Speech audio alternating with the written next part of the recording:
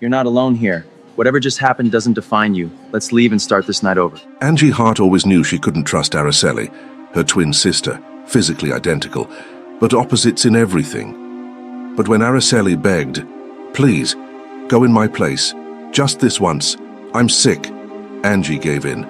It was the biggest mistake of her life, because it wasn't a regular date. It was a setup. Wear an ugly dress, no makeup, with instructions to be shy and vulnerable. But the worst was yet to come. Public humiliation with a bucket of water. A paid accident.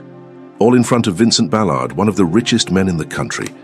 Araceli had a wicked plan, but what she didn't expect was that Vincent, instead of laughing, would protect Angie. Because something told him that wasn't Araceli, at least not the one he knew. A romance was born, built on a lie. And while Angie fell in love, Araceli only saw an opportunity to take advantage of the millionaire. And believe me, that was just the beginning. And I'm going to tell you everything in this story.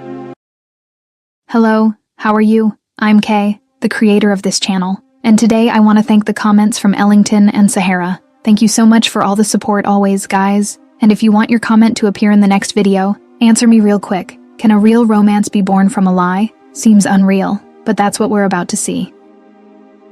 Chapter 1. Cruel setup and unexpected protection. That wasn't an accident, and when I find out who did this, everything changes. Angie Hart knew she was making a mistake the moment she agreed, but Araceli's voice had that desperate tone that always managed to make her give in, even when every instinct screamed to refuse. Her twin sister was leaning against her bedroom door, arms crossed and wearing that expression that mixed pleading with something darker, something Angie preferred not to name. "Please, Angie, I'm sick, I can't go," Araceli practically begged, and if it weren't for the calculating gleam in her eyes, identical to her own, Angie might have actually believed her. "Vincent's going to be furious with me. You don't understand. He's kind of abusive sometimes, you know. If I cancel again, he's going to lose it." Angie felt her stomach turn at the word abusive, because if there was one thing she couldn't stand, it was the idea of someone being mistreated, and her sister knew exactly that, knew exactly which string to pull to make her dance to the music. She sighed deeply, letting the book she was reading fall onto her lap as she looked at Araceli with a mixture of distrust and resignation that had become all too familiar over the years. "But why me, Araceli? Can't you just call him and cancel, make up a better excuse?" Angie tried, knowing she was fighting a losing battle, but she needed to at least try to resist before surrendering completely. "He doesn't accept cancellations. I've tried that before and he got furious." Araceli moved away from the door and walked to the bed, sitting on the edge with that theatrical drama that seemed as natural to her as breathing. "Please, sis, you'll pretend to be me just today, just this once. I owe you one, I owe you several, I promise." Angie bit her lower lip, feeling the weight of the decision pressing on her chest, and for a moment she considered saying no, simply getting up and leaving the room. But then Araceli played the final card, the one that always worked. "You're my only real family, Angie. If you don't help me, who will?" And that was it, that simple, manipulative phrase that made Angie sigh in defeat, closing her eyes for a second before asking what she already knew she would ask.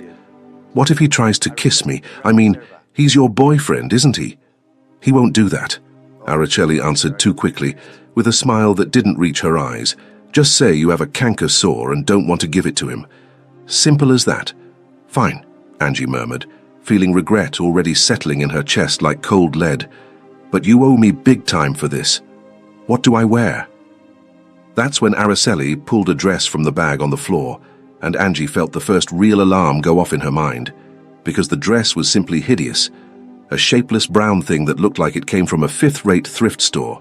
She picked up the fabric between her fingers with barely disguised disgust, frowning as she looked at her sister for an explanation. Seriously, this doesn't look anything like your style, Araceli." Angie held the dress up to eye level, turning it from side to side as if hoping a different angle would make it less ugly. "It's a test," Araceli responded with that rehearsed quickness that gave away the lie. "But I want to see if he really wants me without all the glamour, you know, no makeup, simple hair, basic outfit, to find out if it's real love or just physical attraction." Angie knew she was being deceived, felt it in the way her stomach churned, and how her intuition screamed danger. But at the same time, she couldn't imagine exactly what the plan behind all this was. So she ended up nodding, still holding the ugly dress with disgust. "Where's the date?" "LeBlanc Restaurant, 8 at night." Araceli stood up quickly, as if afraid Angie would change her mind. "And Angie, be yourself. Shy, quiet, vulnerable. He'll understand. He'll like that.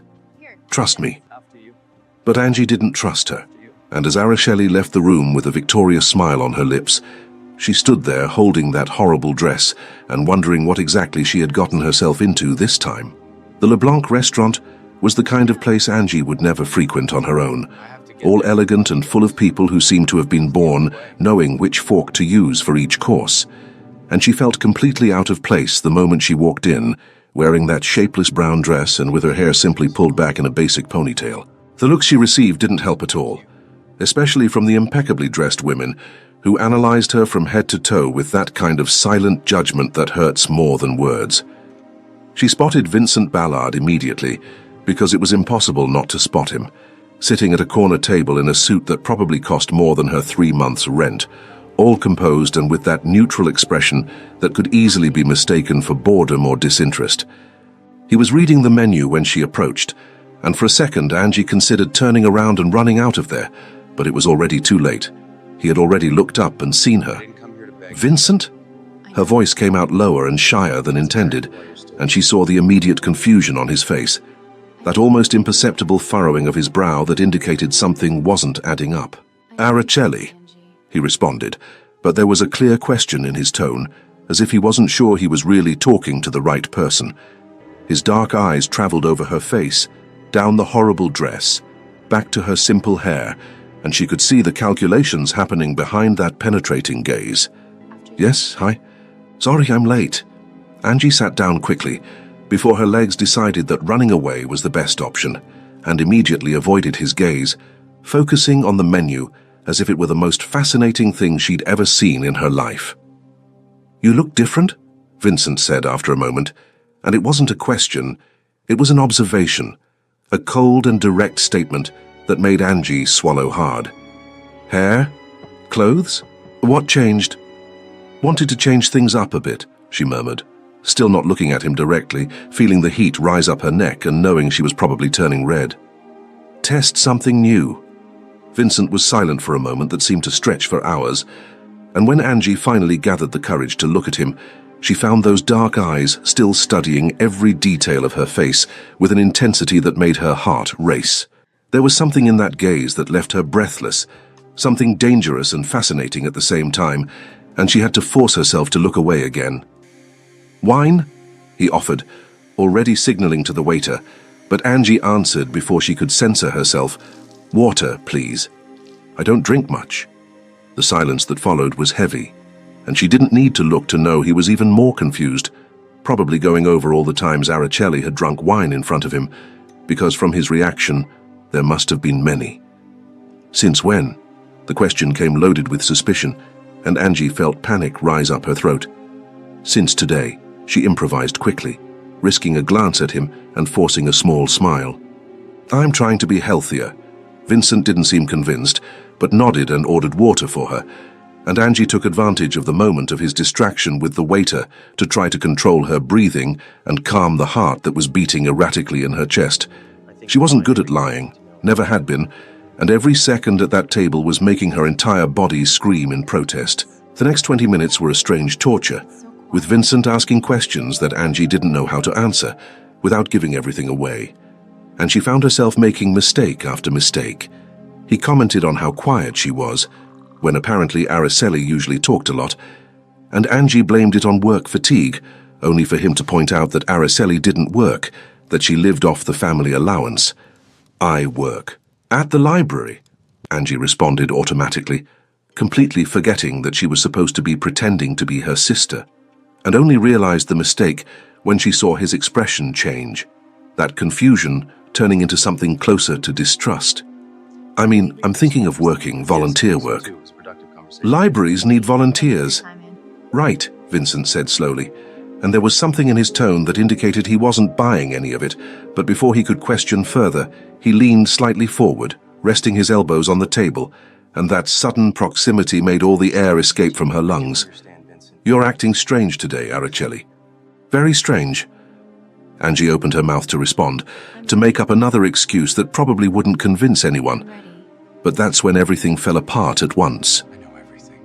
The waiter approached their table carrying a tray, and in a movement that seemed to happen in slow motion, he tripped, and a full bucket of ice-cold water fell directly on Angie.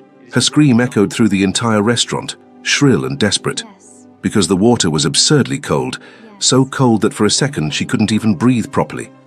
The brown dress stuck to her body, heavy and uncomfortable, and she felt every pair of eyes in the restaurant turning in their direction, some people even laughing quietly, as if this were the night's entertainment. "Oh, sorry. It was an accident," the waiter said, but there was something too fake in his tone, and Angie was shaking too much to process anything beyond the absolute humiliation she felt as tears began to burn her eyes. But then Vincent stood up so fast, the chair almost tipped backward, and the expression on his face was something Angie had never seen before, a cold and contained fury that made the waiter instinctively take a step back. That was no accident. His voice came out low, dangerously controlled, each word cutting like glass. "How much did they pay you?" I don't know what you're—" The waiter tried, but Vincent took a step toward him, and the man visibly paled. "How much?" Vincent repeated, and this time there was no room for lies. The authority in his voice was absolute, and the waiter completely crumbled. 500. "A blonde woman paid me to trip. Sorry, sir, I need the money. I didn't—" Vincent cut him off with a wave of his hand, and then turned to Angie, and it was only when those dark eyes landed on her that she realized she was really crying. Silent tears running down her face as her entire body shook from cold and humiliation. She saw something change in his expression, the fury giving way to something softer, something that seemed almost protective, and before she could process what was happening, he was already taking off his blazer and placing it over her shoulders. The fabric was warm, carrying the heat of his body and a masculine scent that made something strange happen in Angie's chest. And when his fingers lightly brushed her shoulders as he adjusted the blazer, she felt a shiver that had nothing to do with the cold. "Come on," he said, taking her hand with a gentle firmness that left her speechless. "We're leaving now." "But—" Angie started, but Vincent was already turning to the manager who had approached with an expression of absolute panic. "Put it on my tab. And this waiter—" Vincent pointed to the man who was still standing there like a statue. "Fired. Or I buy this restaurant and shut it down. Your choice." "Yes, Mr. Ballard. Immediately. 1,000 apologies." The manager practically bowed, and Angie barely had time to process the absolute power that Vincent clearly had, because he was already guiding her out of the restaurant, his hand still holding hers with that firmness that made her feel simultaneously protected and completely out of control. The cold night air hit her face as soon as they got out, and she shivered again, pulling his blazer tighter around her body. Vincent guided her to a car that looked like it cost more than her entire house, opening the passenger door and practically helping her in before walking around and sitting in the driver's seat. The silence inside the car was heavy, broken only by the sound of the engine starting and the heater being turned on. Angie couldn't stop shaking, and she didn't know if it was from the cold or the shock or the way Vincent looked at her from time to time, as if trying to decipher an impossible puzzle. "Are you okay?" The question came low, and there was genuine concern there that made Angie's chest tighten, and that's when everything she was holding in collapsed at once. The tears came back full force, and she couldn't hold back the sobs that escaped her throat anymore. "Tati," she admitted, her voice coming out broken and pathetic. "I'm not okay, that was horrible. I don't understand why someone would do that." Vincent was silent for a moment, and through her tears, Angie saw him grip the steering wheel hard, before releasing it and running his hand through his hair in a gesture that seemed frustrated.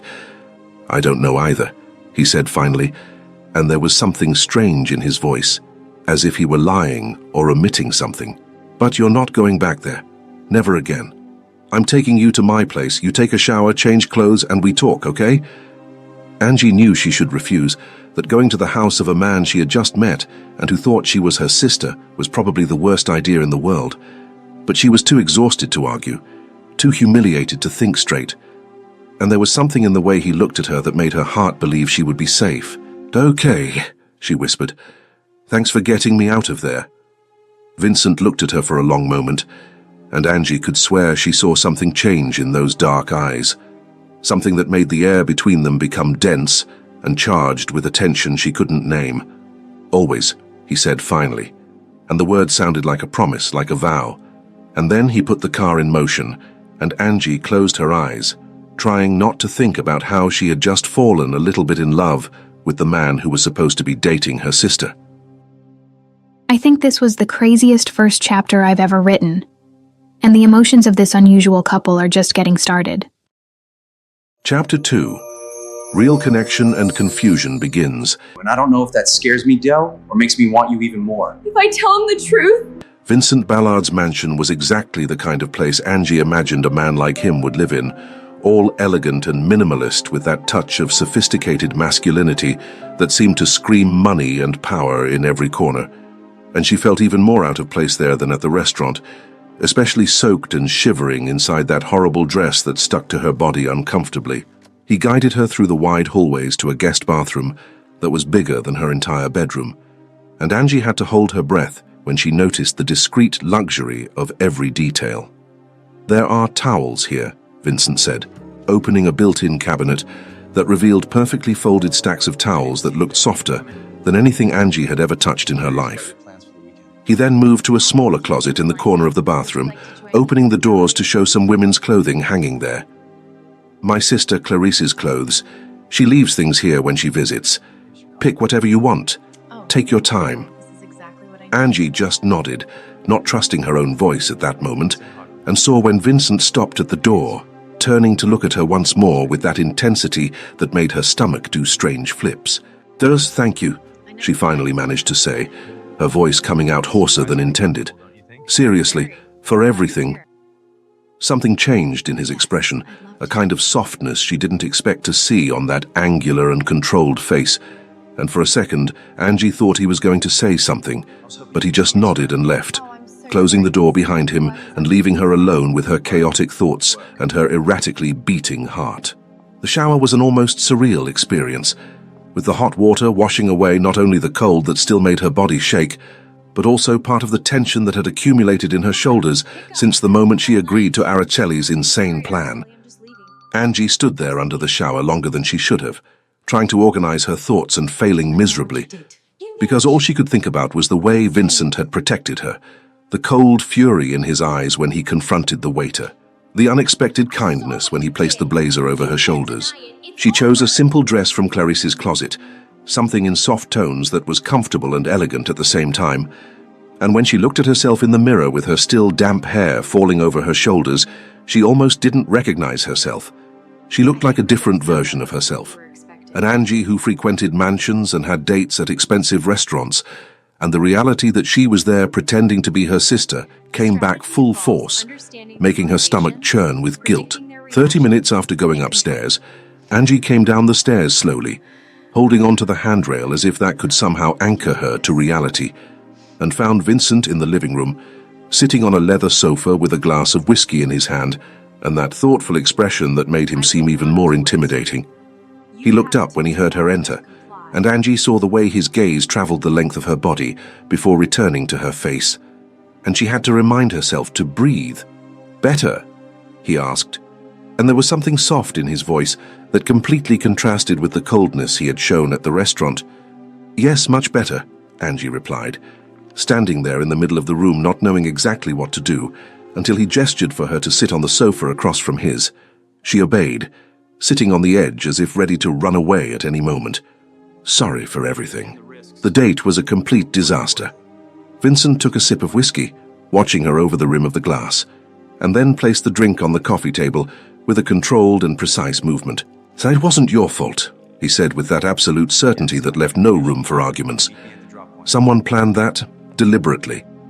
He paused, leaning slightly forward, and Angie felt the weight of those dark eyes on her. "And I want to know who and why." Panic rose up Angie's throat like bitter bile, because she knew exactly who had planned everything, knew that Aracelli was behind all that humiliation, but she couldn't tell him that without revealing the entire farce. I don't know, she lied, hating the way her voice trembled slightly. Maybe an angry ex? Or someone jealous? Jealous of what? Vincent shot back, and there was a hardness in his tone that made Angie flinch slightly. But then he seemed to notice and sighed, running his hand through his hair in a gesture she was beginning to recognize as frustration. Sorry, that was rude. He stood up in a fluid movement and walked to a small bar in the corner of the room. Do you want tea? Coffee? Something stronger? Tea, if you have it, Angie replied, watching the way he moved with that natural confidence of someone completely comfortable in their own space, and then gathered courage to ask the question that had been burning on the tip of her tongue since they left the restaurant. Vincent, why did you help me? You seemed furious with me at the beginning of the date, and suddenly you were defending me. You could have just left. Vincent stopped what he was doing, his hands frozen over the electric kettle, and Angie saw the tension in his broad shoulders before he turned to look at her. The silence stretched for a moment that seemed infinite, and she almost thought he wouldn't answer. But then he let out the air slowly and leaned against the bar counter, crossing his arms over his chest. I don't know, he admitted, and there was a brutal honesty in those words that made something tighten in Angie's chest. Instinct, maybe. You seemed scared, vulnerable. He paused, and his gaze became distant for a second before refocusing on her with that intensity that left her breathless. And something in me couldn't leave you there, alone, humiliated. Angie felt the heat rise from her chest to her face and had to look away because that expression on his face was doing strange things to her heart. Thank you, she whispered. That's kind, unexpected. And then, unable to hold back, she added, Araceli said you were cold, distant. She realized the mistake the second the words left her mouth, saw Vincent frown and tilt his head slightly to the side, that confusion returning to his dark eyes. Araceli, he repeated slowly, as if testing the name on his tongue. How do you know I know? And then he stopped, blinking as if he'd been hit by something. Wait, you are Araceli. Okay, now I think I've gone completely crazy. Angie froze completely, feeling the blood drain from her face as panic exploded in her chest, because how the hell had she been stupid enough to talk about herself in third person? Yes, she said too quickly, with a forced smile that probably looked more like a grimace. Sorry, I meant that you said that you're cold, to me, before, on other dates. Vincent studied her for a long moment, and Angie could see the calculations happening behind those eyes, the clear distrust in every line of his expression. But then he just nodded slowly, apparently deciding to let it go. Okay, he said, going back to preparing the tea with controlled movements. And I'll be kinder to you from now on. You deserve it. The guilt Angie felt was so intense that for a moment she thought she was going to throw up, because there he was being genuinely kind, promising to be better, and she was lying to him with every breath, every word, every look. She squeezed her hands in her lap, trying to control the tremor that began to take over her fingers.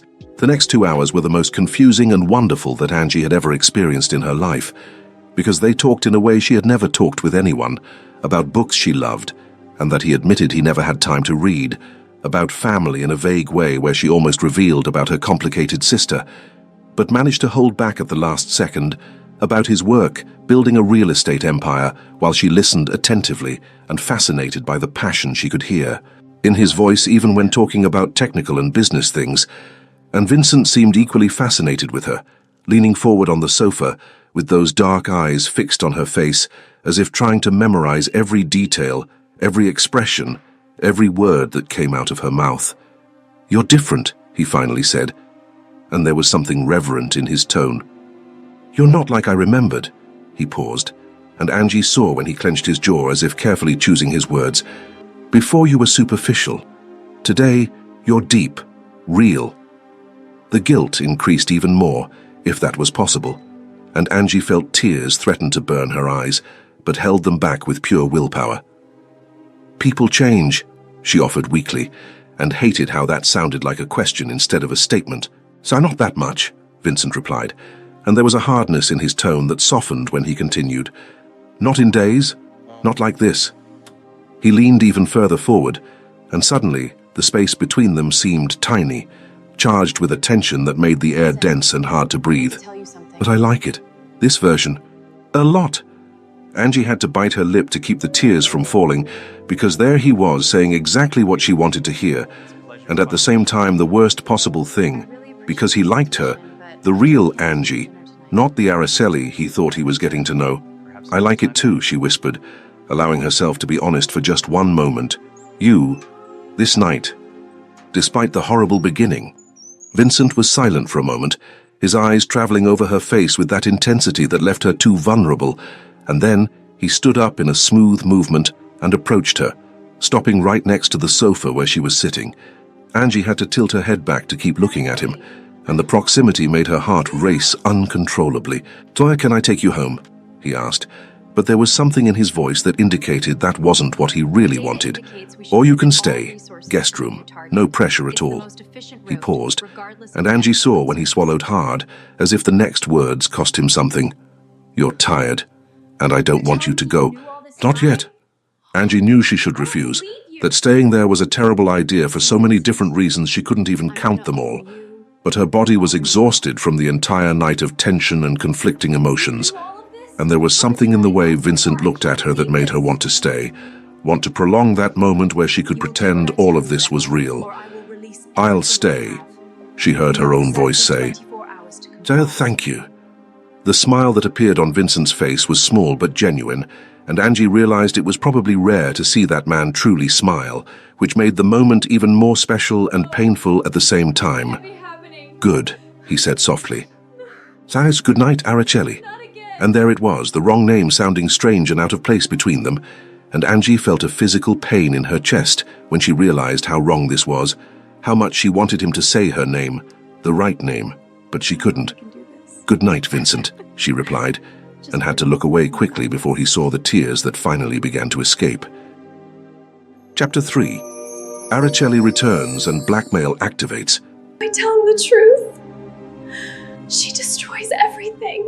The morning light came through the curtains of the guest room where Angie had slept, and for one blessed moment she forgot where she was, forgot all the mess she'd gotten herself into, until reality came back full force and she sat up in bed hugging her knees to her chest.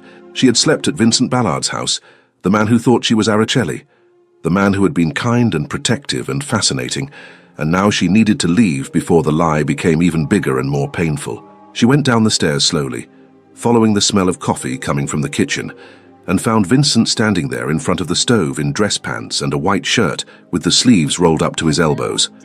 And there was something devastatingly attractive about seeing him like this, casual and relaxed in his own space, so different from the controlled and cold man she had seen at the restaurant.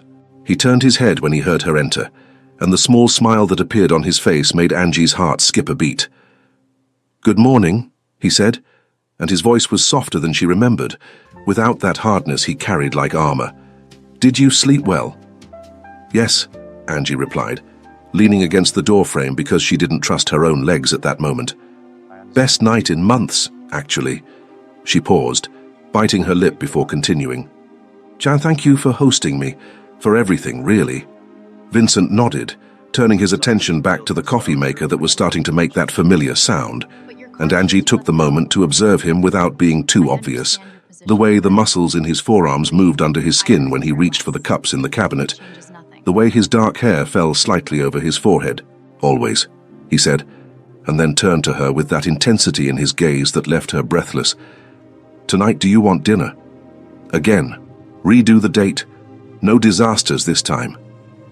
Angie's chest tightened painfully because she wanted to. God knew how much she wanted to say yes, spend more time with him, talk like they had talked the night before, but she couldn't, because that would only make everything worse when the truth eventually came out. "I'd love to," she said, and saw the way his face lit up slightly before she had to continue. "But I can't tonight. Work."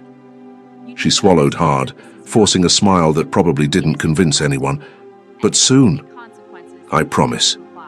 She saw disappointment cross Vincent's face before he could hide it behind that mask of control he wore so well, and something in her wanted to take it back, wanted to say forget work, that she'd stay. But she held firm even when every cell in her body screamed to do the opposite. "Okay," he finally said, and the tone was carefully neutral. "Thomas, let me know when you can." Angie just nodded, not trusting her own voice. And when she left that mansion 15 minutes later, she felt like she was leaving a part of herself behind, and the broken heart she carried in her chest was a physical weight that made her want to collapse right there on the sidewalk. The small apartment she shared with Araceli had never seemed so claustrophobic as it did the moment Angie opened the door and found her twin sister pacing back and forth in the living room with her cell phone in her hand and a furious expression on the face identical to hers. Araceli turned in her direction so fast she almost tripped over her own feet, and the green eyes that were perfect copies of Angie's shone with a rage that made her instinctively take a step back. "Where were you?" Araceli practically screamed, and Angie saw her fingers squeeze the cell phone so hard her knuckles turned white. "I called you 1,000 times, 1,000, and you didn't answer any of them." "At his place," Angie replied, closing the door behind her and crossing her arms over her chest in a defensive posture that was already second nature when dealing with Araceli. "After your bucket of water, that you paid to dump on me." Angie saw the exact moment when Araceli decided to fake shock, her eyes widening theatrically and her free hand going to her chest in a dramatic gesture that would have been comical if it wasn't so pathetic. "What? I didn't do that. How can you accuse me of—" "The waiter told." Angie cut her off, feeling her own anger beginning to boil under her skin. "A blonde woman paid 500 for him to trip and dump water on me. It was you. I know it was." She took a step toward her sister and had the satisfaction of seeing Araceli back up slightly. "Why? Why would you do that to me?" The silence stretched for a tense moment, and then Araceli dropped the mask of shock, her shoulders relaxing as a cold smile appeared on her face, and Angie felt a chill run down her spine because she knew that smile, knew what it meant. "Because he was going to break up with me," Araceli said simply, as if that explained everything, as if humiliating her own sister was the most natural thing in the world. "I felt it, Angie. In the last few weeks, I saw the way he looked at me, like he was tired, bored. He was going to break up." She started pacing around the room again, and Angie followed her with her eyes, trying to process what she was hearing. "So I came up with a plan," Araceli continued, and there was a kind of perverse pride in her voice. "You'd go there, dressed humbly, no makeup, all shy and vulnerable, and you'd be publicly humiliated. I knew he'd feel sorry, that he'd see you so fragile and change his mind about breaking up." She stopped and turned to Angie with a victorious smile. "And it worked. It worked perfectly.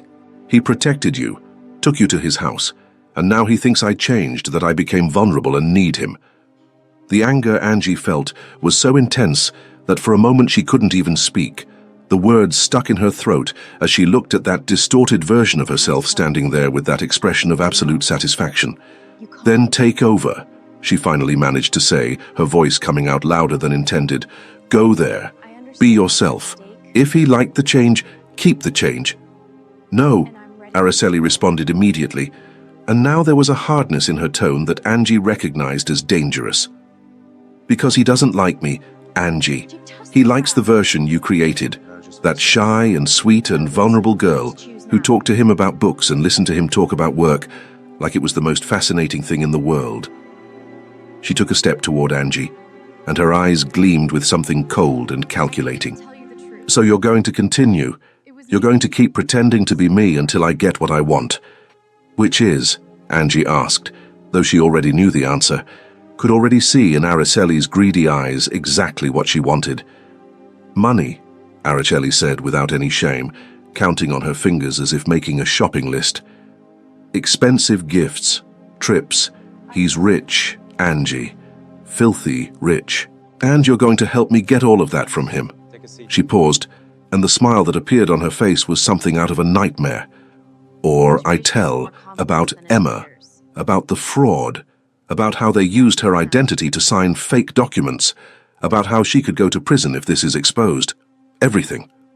Angie felt the blood drain from her face, panic exploding in her chest with such force that for a moment she thought she was going to faint. "You wouldn't do that," she whispered. But even to her own ears it sounded unconvincing because she knew knew her sister was capable of anything to get what she wanted. "I would," Araceli confirmed, and there wasn't an ounce of doubt in her voice. "And I will. If you don't obey, if you don't do exactly what I tell you, I'll tell everything. I'll show the photos I have of her signing those documents. I'll call the police. I'll destroy her life." She tilted her head to the side, studying the horrified expression on Angie's face. "So, you pretend to be me when I say, you ask for expensive things in my name, and you don't tell anyone anything. Understood?" Tears burned Angie's eyes, but she held them back with pure willpower, refusing to give Araceli the satisfaction of seeing her cry. "Understood," she said, and the word came out bitter, as gall on her tongue. "Great," Araceli said with false cheer, as if they had just made plans for a pleasant lunch instead of Angie having just agreed to blackmail. "Now I'm back, as me, the real Araceli, and you." She grabbed her purse and walked to the door, stopping only to look at Angie over her shoulder. "Only show up when I say, and don't even think about telling Vincent anything. Because if you do, Emma pays the price." The door closed behind Araceli with a final sound that echoed through the empty apartment, and it was only then that Angie collapsed, sliding down the wall until she was sitting on the cold floor as sobs finally escaped her throat. She had fallen in love with Vincent Ballard, completely and irrevocably, and now she was trapped in a web of lies that only got tighter every day, and there was no way out that wouldn't destroy someone she loved. The next day dawned grey and cold, matching Angie's mood perfectly as she tried to concentrate on work at the library, but failed miserably, because all she could think about was Vincent and the way he had smiled at her, the unexpected kindness, the conversations that flowed so naturally between them. She was so lost in her own thoughts that she almost didn't hear when Emma approached her desk with a worried expression. But before she could talk to her friend, Angie's cell phone vibrated with a message from Araceli that simply said, "He's calling. Stay quiet." And then, as if on cue, the house phone started ringing. Angie imagined Araceli picking up her cell phone with that victorious smile, and could almost hear the change in tone when her sister answered, her voice coming out all sugary and confident in a way that was pure Araceli. She couldn't hear the conversation, but she knew exactly what was happening. Could imagine Vincent on the other end of the line, confused by the sudden change. Vincent Ballard was in his office when he called the number he had saved as Araceli, and the part of him that was logical and rational said he was acting like an idiot, calling less than 24 hours after seeing her. But the other part, the one that had spent the entire night replaying every moment of their conversation, couldn't hold back. "Hi, baby. Miss me?" The voice that answered made him frown immediately, because it sounded completely different from the shy and soft woman who had been at his house the night before. "Araceli," he asked slowly, feeling that familiar confusion beginning to settle in. "Are you okay? Your voice sounds different." "I'm great, why?" The answer came too quick and animated, and Vincent had to move the phone away from his ear when she practically screamed the next part. "Let's have dinner. Tonight, I'll pick the place." Vincent ran his hand over his face and trying to understand what the hell was happening, because this wasn't the same woman. It couldn't be. The change was too drastic. "Okay," he said slowly, "but yesterday you said you worked, that you couldn't go out. Today you're already free." "I changed my mind," came the answer, with that forced cheerfulness that made something uncomfortable settle in Vincent's stomach. "Work is boring. I'd rather go out with you. I'll pick you up at 8. "Okay," Vincent repeated, because he didn't know what else to say. And when he hung up the phone, he sat there staring at the screen for a long moment, trying to process what had just happened. That wasn't the woman who had talked to him about books, who had listened attentively while he talked about real estate projects, who had looked at him with that vulnerability in her eyes that made him want to protect her. But at the same time, it was the same number, the same person, supposedly. The dinner was a disaster of epic proportions, and Vincent knew it the moment he saw Araceli enter the restaurant she had chosen, a flashy and noisy place that was everything he hated.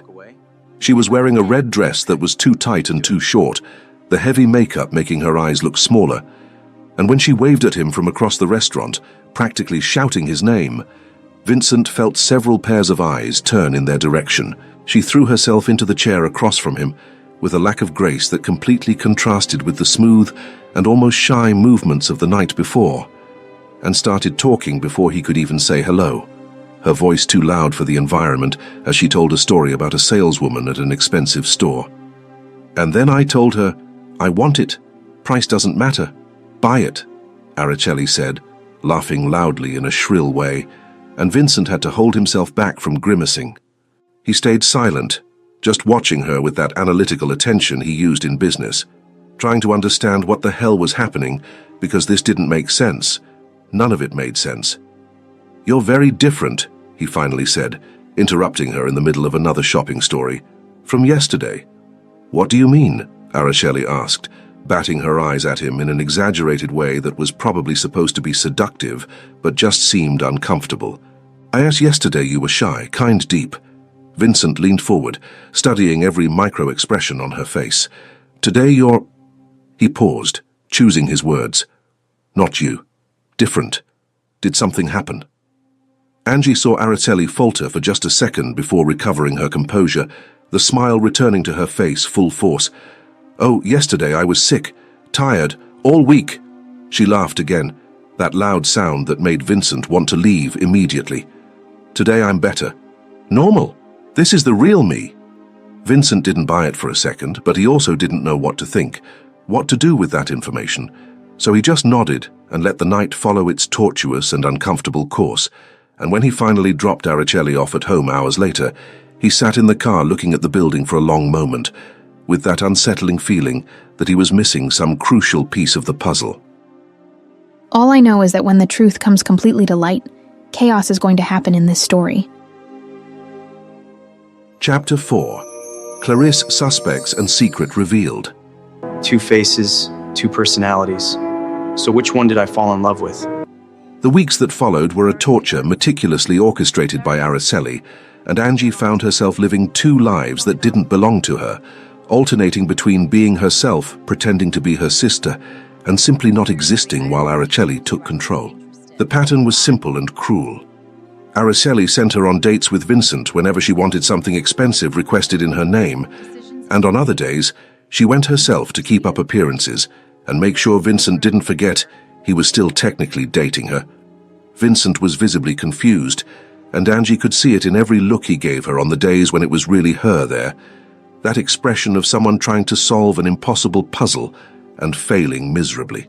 He asked questions she couldn't answer honestly, pointed out inconsistencies she had to make up flimsy excuses to justify, and with each lie that came out of her mouth, Angie felt a piece of her own heart shatter. It was on a Thursday night that everything really started to fall apart, when Vincent invited her to dinner at his house with his sister Clarisse. And Araceli had been quick to send Angie to go in her place, because according to her words, family is boring but important to keep him interested. Angie arrived at Vincent's mansion with her stomach churning with nervousness, wearing a simple dress that Araceli had approved with disgust but allowed, and when the door opened, she found herself face to face with a beautiful woman with dark hair and intelligent eyes that studied her with immediate curiosity. "So you're the famous Araceli," Clarisse said with a warm smile. And there was something so genuine in that smile that Angie felt the guilt tighten even more in her chest. "Vincent won't stop talking about you, though he'll never admit it out loud." The dinner was surprisingly pleasant, with Angie finding herself relaxing in Clarisse's presence in a way she didn't expect, talking about books and work and helping in the kitchen in a way that made Vincent's sister practically glow with happiness. Vincent spent most of the time watching the 2 of them with that thoughtful expression Angie was starting to recognize. And when Clarisse turned to him with wide eyes of excitement, Angie knew what was coming. "Vincent, she's amazing. Where have you been hiding her all this time?" Clarisse practically shouted, and there was a genuine joy there that made Angie have to look away. Vincent took a sip of wine before responding, and there was something tired in his voice when he spoke. "She's unpredictable," he said slowly, as if choosing each word carefully. "Sometimes she's like this, kind and real. Sometimes she's the complete opposite." "Opposite how?" Clarisse frowned, looking between her brother and Angie with clear confusion on her face. "Superficial, selfish, annoying," Vincent listed bluntly, and Angie saw when he clenched his jaw. "I don't understand. She changes constantly, like they're completely different people."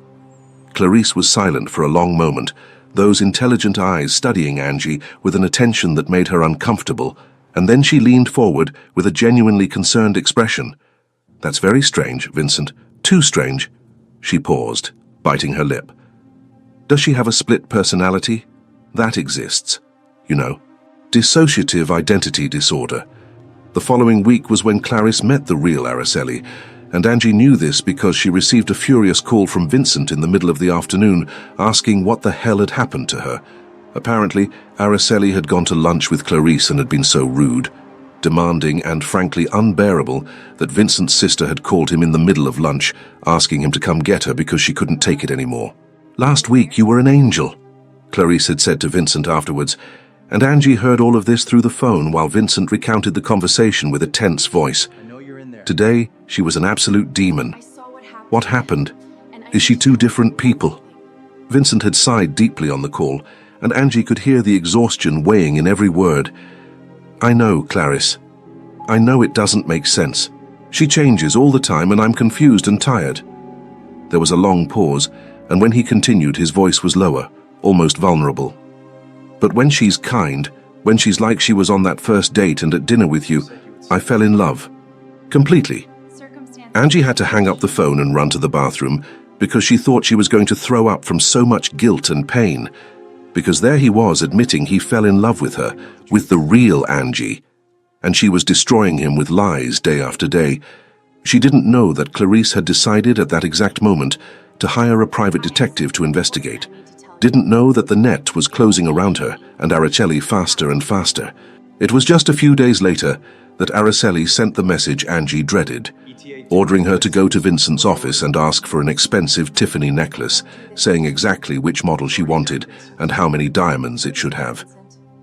Angie tried to argue, tried to say that was too wrong, but Araceli just sent a photo of Emma with documents in hand, and the implicit threat was clear enough.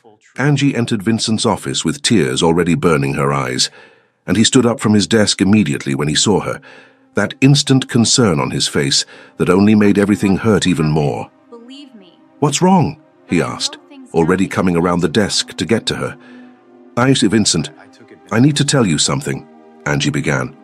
And the words came out broken because she wanted so badly to spill everything, tell the whole truth, free herself from that prison of lies that was slowly suffocating her. Vincent stopped in front of her, his hands automatically going to her arms in a comforting gesture. "Tell me. Whatever it is, you can tell me."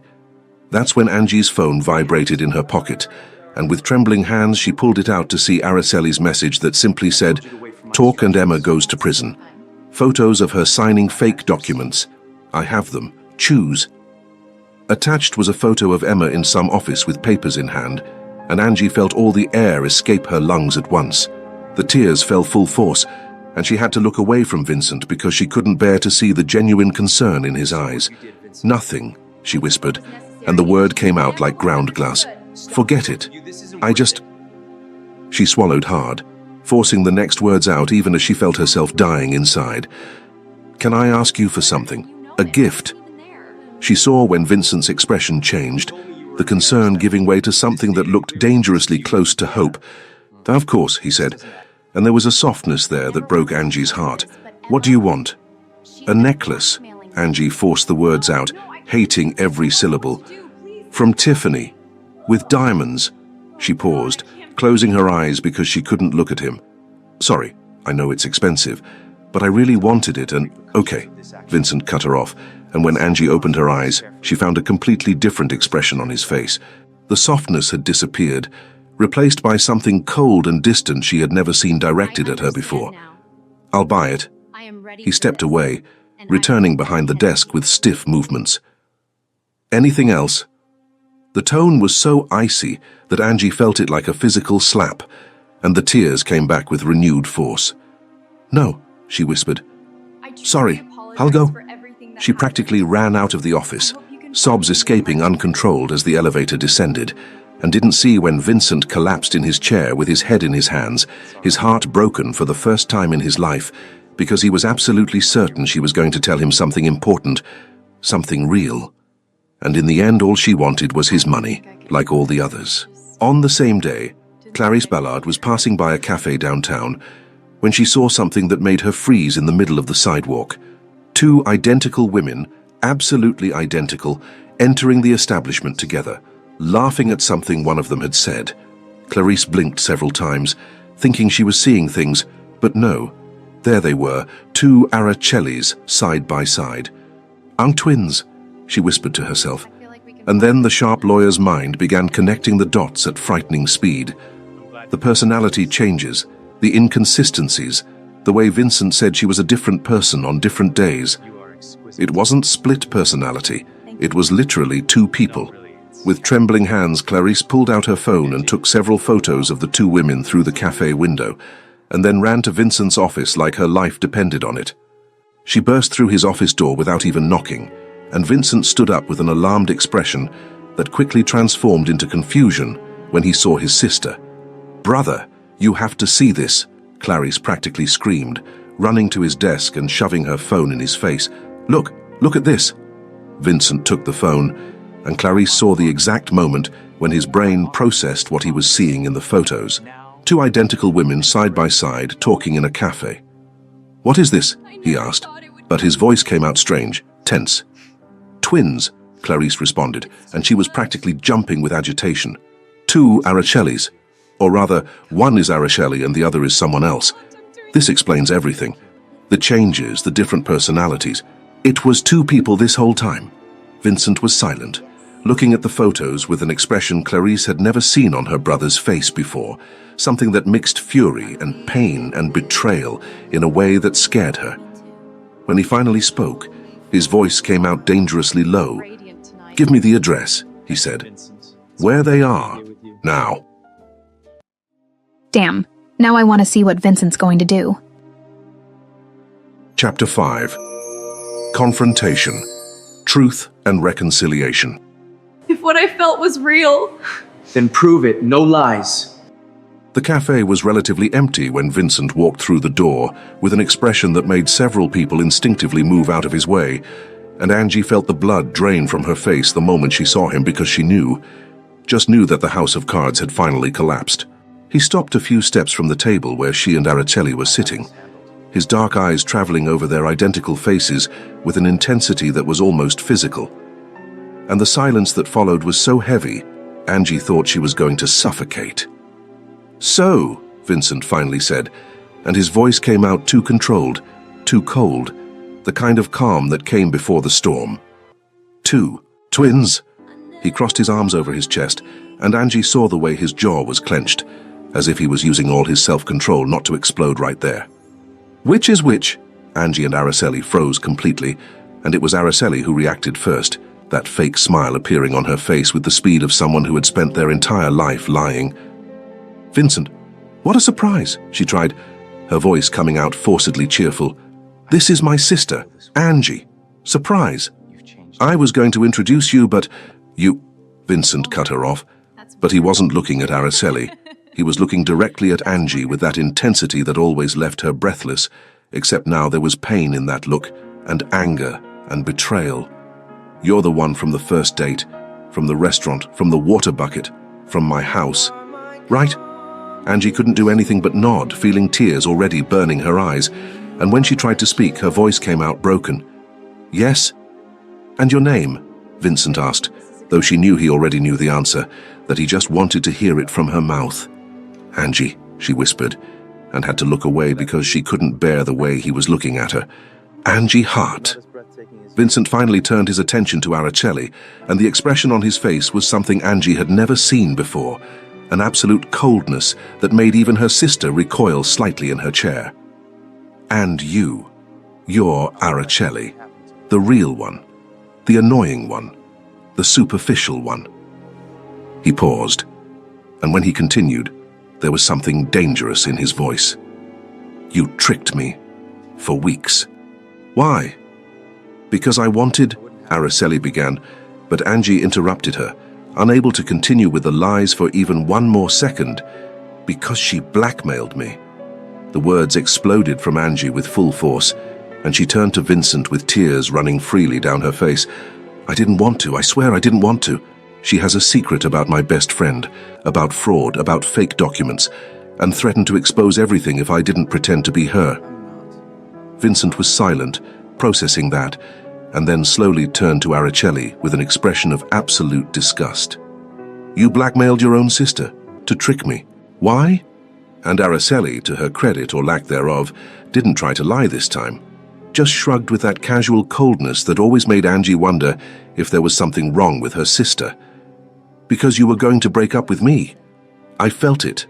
So I came up with a plan, sent Angie in my place all vulnerable and humiliated so you'd feel sorry and not break up." She smiled, and there was something cruel in that smile. "And then I'd exploit you. Take your gifts, your money, your trips." She pointed at Angie. "And she did it. She wanted it too. She asked for that expensive necklace fast, didn't she?" "I didn't want to," Angie screamed, standing up from her chair so fast it almost tipped over. "You forced me. You threatened Emma. I never wanted to do any of this." "Leave," Vincent said suddenly, and his voice was so low and controlled, it was scarier than if he were shouting. "Both of you, out of my sight. Never talk to me again or I'll sue. For fraud, emotional and financial. Understood?" Angie felt her world collapse completely and threw herself in his direction with desperation.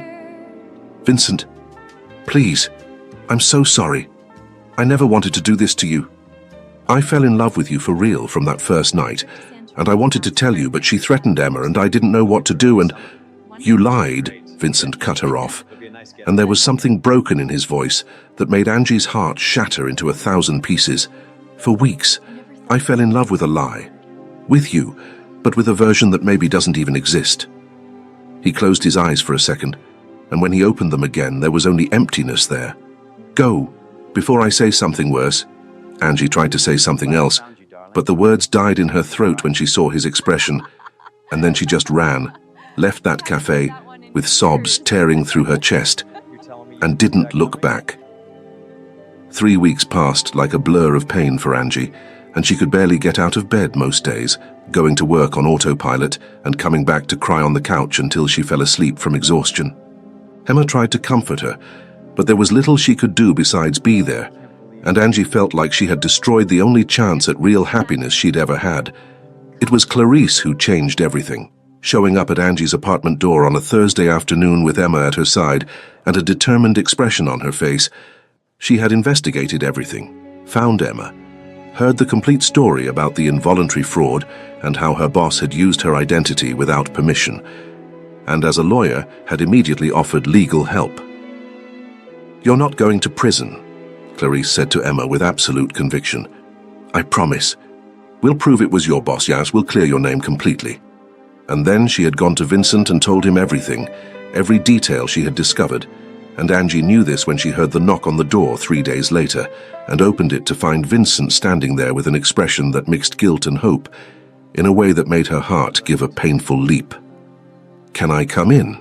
he asked, and Angie just nodded, because she didn't trust her own voice.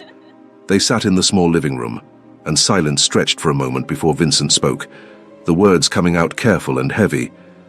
"Clarice told me everything. Emma, the fraud, the blackmail, Araceli forcing you." He leaned forward, resting his elbows on his knees. "Angie, I'm sorry for not listening, for sending you away without giving you a chance to explain." "I should have told you earlier," Angie replied, tears already starting to fall. "But Emma, prison, I was so scared and—" "I know," Vincent interrupted gently, "and Clarice is going to help Emma. She's not going to prison, I promise."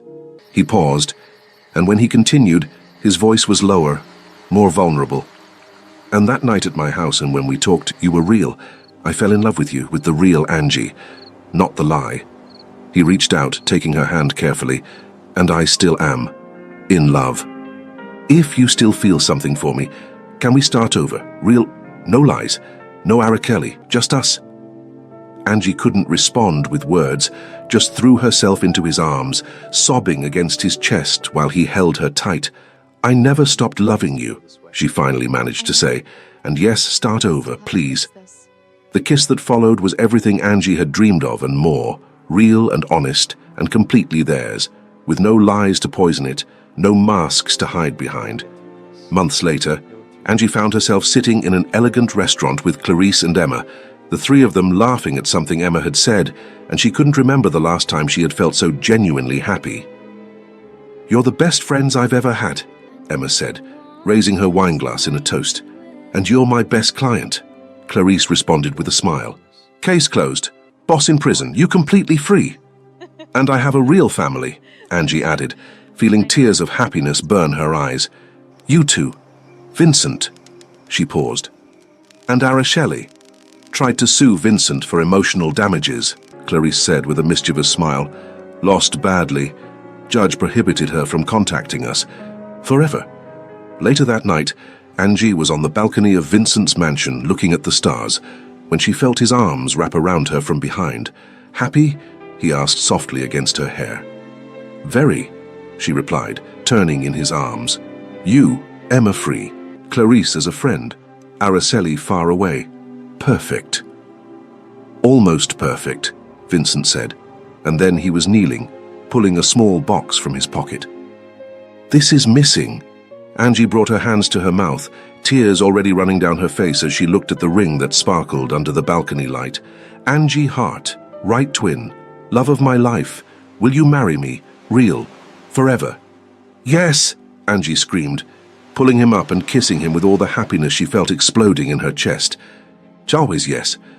From inside the house, Clarice and Emma watched through the window, hugging and crying with happiness, and when Vincent put the ring on Angie's finger, the two screamed in celebration. The wrong twin had gone to the date, but the right person had found true love.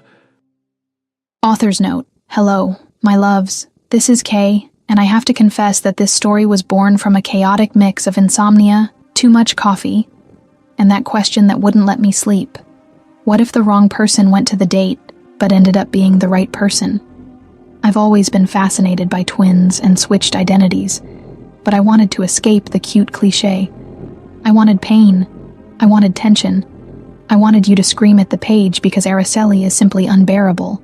Creating her was therapeutic, because I channeled all the anger I've ever felt toward manipulative people in real life. Angie, on the other hand, is everything I'd like to be, kind even when hurt. Vincent was my biggest challenge. He needed to be cold enough to be intimidating, but vulnerable enough to win us over. That water bucket scene? I wrote it crying because his protection is everything a woman deserves. The blackmail with Emma came from real conversations with friends about how far we'd go to protect those we love. It's scary and beautiful at the same time. I hope you loved reading it as much as I loved writing it. Angie and Vincent deserve everything good. And Araceli? Well, screw her. And if you want to see another chaotic story, click on the video that's appearing on your screen now.